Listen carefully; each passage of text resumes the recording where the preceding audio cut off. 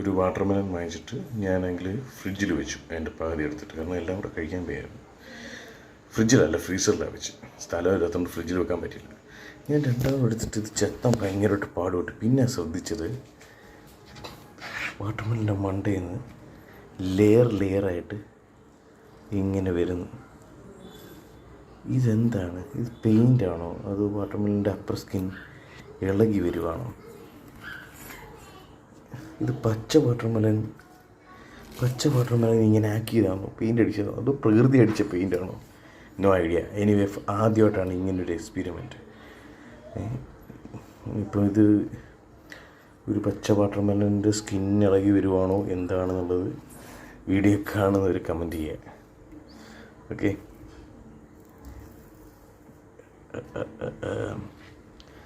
ഉണ്ടോ? നോർമൽ പച്ച വാട്ടർമെലൻ്റെ കൂട്ടിരിക്കുന്നത്, പക്ഷേ അതിൻ്റെ മണ്ടയിൽ നിന്ന് നല്ല കളർ ഓയിൽ പെയിൻറ്റ് ഇറങ്ങി വരുന്നതിൻ്റെ കൂട്ട്. എനിവേ